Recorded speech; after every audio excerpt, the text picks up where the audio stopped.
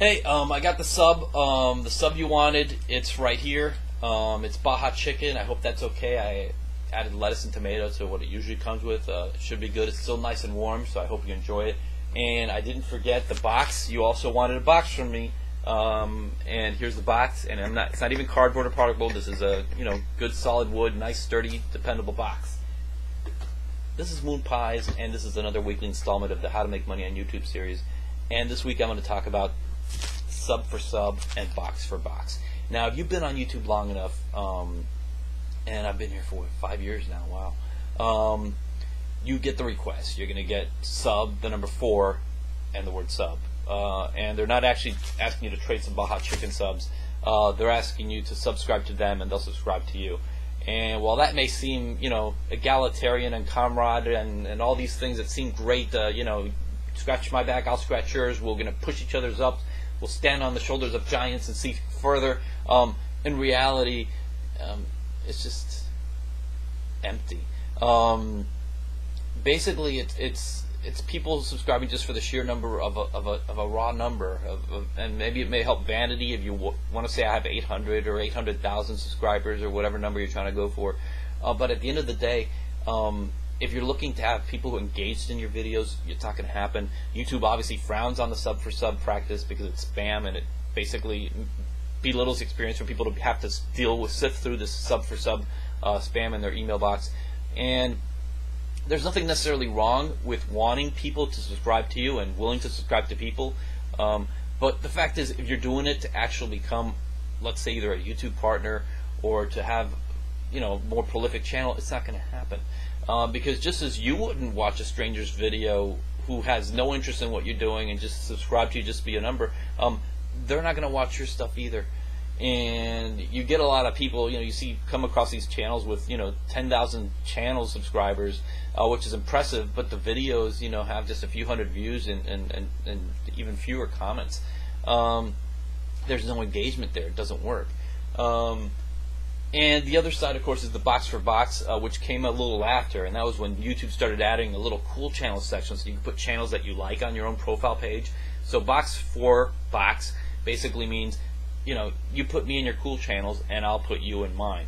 And again, that's also spam, and I'm sure YouTube looks down on that the same way. But that can work. That can work in a few ways. Now, first of all, I refuse all Box4Boxes. My cool channels are basically my own videos, a couple channels I have, my band's channel, my family, and one guy, Mr. Energy Czar, who helped me formulate my strategy a couple years ago when I was starting to get these videos on how to make money on YouTube off the ground.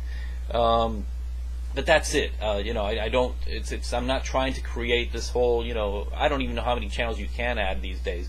But I'm not testing it. I'm just putting the actual, stuff that I stand behind.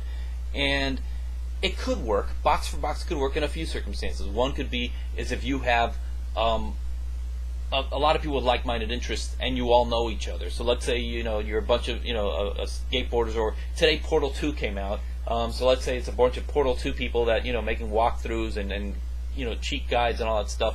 If you can actually bond with all these people and you know them through either other websites and everyone's creating videos, you can say, hey, let's have a big, let's all join together. So if one person subscribes to one, they'll get that box up there with these are all the other people, the other cool channels that this person likes. Would you like to subscribe to them? And basically everybody climbs up that way.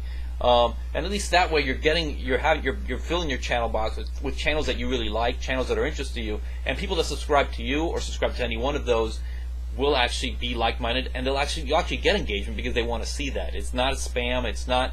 It's just people bonding together, which is a big difference.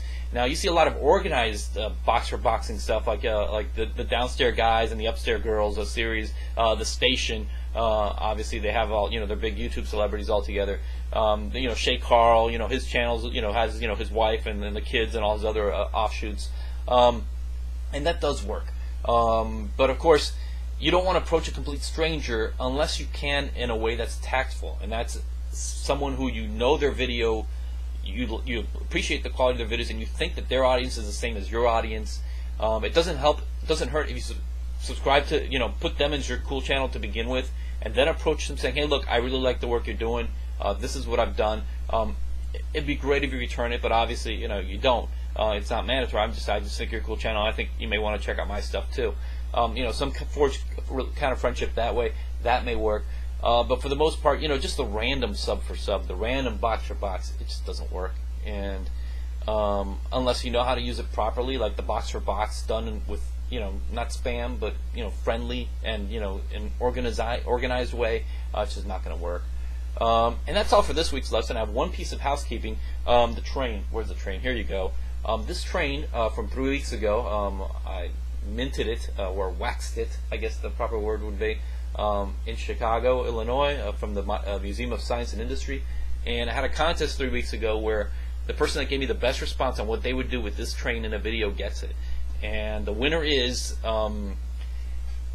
after much deliberation, the winner is Joseph, who's Joby Vlog, JOBEVLOG is his YouTube channel.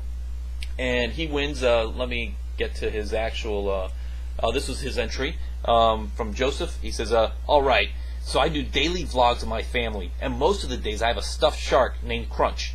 People have to find him at some time in the video. He's always hidden somewhere. If they find him, I will let one of the people post a video response to my video the next day. I would do the same with the train for a couple of days, then do as you said and pass it on to the next person. And that's, I guess, the coolest thing, is that Joseph not only got what I wanted to do with this contest, explaining how contests work, that I wanted to have a pass it on thing where this becomes like a flat Stanley, sort of a wax Stanley, where it goes from one place to another and pops up in all these different YouTube videos. Let's see where it goes from here. And in a few weeks, I'm going to send it next week out to Joseph. I'm going to contact him now and actually let him know that he is the winner, if he so accepts. And I'll ship it out to him and see what he does with it. And once that comes out, I'll have the video out there. The phone's ringing, so I gotta go. See you next week.